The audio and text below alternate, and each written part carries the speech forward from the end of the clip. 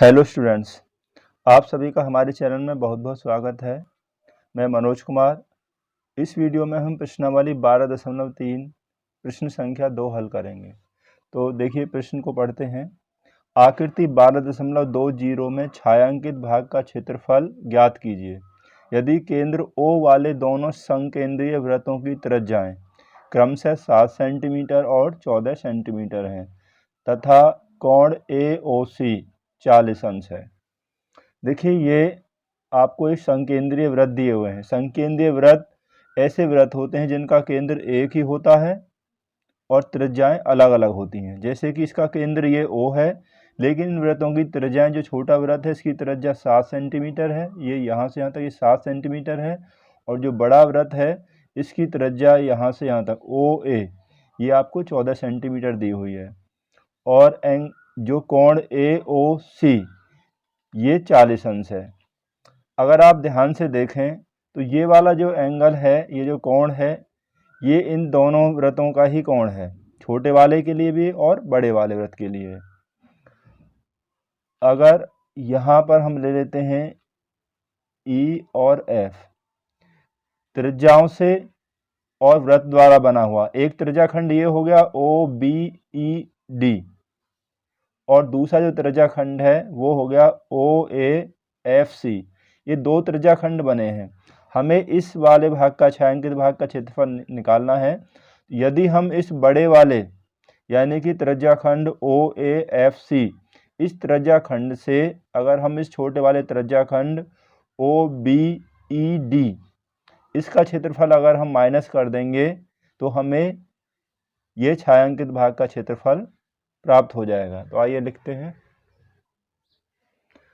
तो संकेंद्रीय वृत्तों की त्रिज्याएं कैपिटल R, जो बड़े वृत्त की त्रिज्या है 14 सेंटीमीटर, और छोटे वृत्त की जो त्रिज्या होगी वो होगी 7 सेंटीमीटर, और इसका जो कोण है 40 अंश, यानी कि जो थीटा है, ये वाला जो होगा इस त्रिज्याखंड का जो कोण होगा थीटा कहलाता है। तो थीटा हो जाएगा 40 अंश, जो कि दोनों में उभयनिष्ठ है। छायांकित भाग का क्षेत्रफल, तो त्रिज्याखंड OAFC का क्षेत्रफल माइनस त्रिज्याखंड OBED का क्षेत्रफल, यानी कि बड़े वृत्त का जो त्रिज्याखंड है उसमें से छोटे वृत्त का त्रिज्याखंड माइनस कर देंगे। तो त्रिज्याखंड का क्षेत्रफल होता है थीटा बटे 360 पाई R स्क्वायर, और बड़े वृत्त की त्रिज्या है कैपिटल R, माइनस दूसरे उसका क्षेत्रफल हो जाएगा थीटा बटे 360 पाई R स्क्वायर, इसकी त्रिज्या है स्मॉल r। अब देखिए थीटा दोनों में कॉमन है, तो हम थीटा बटे 360 पाई, ये दोनों में है, हम इसको कॉमन ले लेते हैं, तो ये होगा थीटा बटे 360 पाई। तो यहाँ हमारे पास बचेगा कैपिटल R स्क्वायर, और यहाँ बच जाएगा स्मॉल r स्क्वायर हो जाएगा।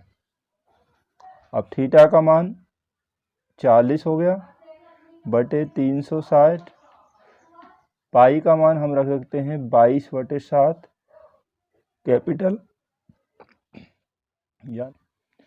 R हो गया, यानी कि 14 का स्क्वायर, और स्मॉल r है 7, तो ये हो गया 7 का स्क्वायर। 40 से हम 360 को 9 बार कैंसिल कर सकते हैं, तो अब हमारे पास बचेगा 22 बटा 9 गुणा 7, ये हो गया आपका 63, गुणा 14 का वर्ग हो गया, यानी कि 14 को 14 से गुणा करेंगे 196, यानी 196, और 7 का वर्ग हो गया ये 49 हो गया। अब हम इसको 22 बटा 63 गुणा 196, इससे अगर हम 49 को माइनस कर लेंगे तो हमारे पास बचेगा आपका 147। 196 से 49 अगर माइनस करेंगे तो 147 बचेगा। अब हम इसको 21 से अगर हम 63 को कैंसिल करेंगे तो ये 3 बार हो जाएगा, और 21 से अगर 147 को कैंसिल करेंगे तो 21 सत्ते 147, 7 बार हो जाएगा। अब 22 से 7 को मल्टीप्लाई कर दीजिए, 22 गुणा 7, 22 सत्ते 154, और नीचे बचेगा आपका, यहाँ पर कुछ नहीं, यहाँ केवल 3 बचेगा, ने वर्ग सेंटीमीटर। तो यहाँ जो छायांकित भाग है इसका क्षेत्रफल हो गया आपका 154/3 वर्ग सेंटीमीटर। तो आइए इसी प्रश्नावली का प्रश्न संख्या 3 देखते हैं। आकृति 12.21 में छायांकित भाग का क्षेत्रफल ज्ञात कीजिए। यदि ABCD भुजा 14 सेंटीमीटर का एक वर्ग है तथा APD और BPC दो अर्धवृत्त हैं। देखिए इस आकृति में ABCD ये एक वर्ग दिया हुआ है और APD और BPC ये दो अर्धवृत्त हैं। यहाँ पर जो वर्ग ABCD इसकी भुजा है 14 सेंटीमीटर। तो ये 14 सेंटीमीटर, वर्ग की सभी भुजाएं 14 सेंटीमीटर मतलब बराबर होती हैं, तो इसलिए ये वाली भुजा भी 14 हो जाएगी, ये भी 14 सेंटीमीटर और ये भी 14 सेंटीमीटर, और वर्ग का प्रत्येक कोण 90 अंश होता है। अब ये जो अर्धवृत्त है हमारे, तो इस अर्धवृत्त का यहाँ से यहाँ तक क्या हो गया, ये व्यास हो गया, और ये वाला जो व्यास है इस वर्ग जो हमारे पास ABCD इसकी एक भुजा है, तो यानी कि इस अर्धवृत्त का जो व्यास हो जाएगा वो 14 सेंटीमीटर होगा, और इसकी त्रिज्या व्यास की आधी होती है, यानी कि ये 7 सेंटीमीटर हो जाएगी। और इस वाला ये वाला जो अर्धवृत्त है BPC, दोनों अर्धवृत्त समान है, तो इसलिए इसका व्यास भी 14 हो जाएगा और इसकी त्रिज्या भी 7 हो जाएगी। तो हम इस पूरे वर्ग ABCD में से यदि इन दोनों अर्धवृत्तों का क्षेत्रफल माइनस कर देंगे तो हमें ये छायांकित भाग का क्षेत्रफल प्राप्त हो जाएगा। तो आइए हम लिख लेते हैं।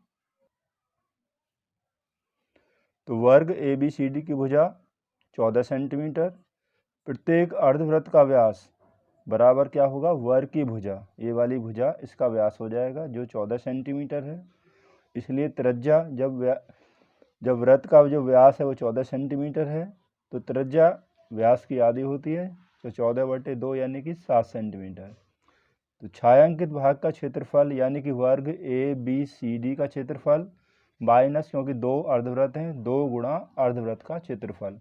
तो वर्ग का क्षेत्रफल क्या होता है, वर्ग का क्षेत्रफल होता है भुजा वर्ग 2 गुणा अर्धवृत्त का क्षेत्रफल 1/2 पाई r स्क्वायर। तो वृत्त का क्षेत्रफल होता है पाई r स्क्वायर, तो अर्धवृत्त का हो गया 1/2 पाई r स्क्वायर। वर्ग की भुजा 14 सेंटीमीटर दी है, तो 14 का वर्ग माइनस 2 गुणा 1/2, पाई का मान रख लीजिए 22/7, और इसकी त्रिज्या होगी 7 यानी कि 7 का वर्ग। तो यहाँ 2 से इस 2 को कैंसिल कर सकते हैं। तो देखिए 14 का जो वर्ग हो गया वो हो गया 14 में 14 से गुणा करेंगे 196 माइनस, तो यह हो गया 22/7 गुणा 7 का वर्ग हो गया आपका 49। हम यहाँ 7 से 49 को अगर हम कैंसिल करेंगे तो वो 7 बार हो जाएगा। अब हमारे पास बचेगा 196 माइनस 22 गुणा 7। अब 22 गुणा 7 अगर हम करेंगे तो ये हो जाएगा 154। अब 196 से 154 अगर हम माइनस करेंगे तो ये बच जाएगा हमारे पास 42, यानी कि 42 क्षेत्रफल है, क्योंकि 42 वर्ग सेंटीमीटर, क्योंकि क्षेत्रफल की जो इकाई होती है वो वर्ग होती है। तो छायांकित भाग का जो क्षेत्रफल हो गया वो 42 वर्ग सेंटीमीटर हो गया। Thank you.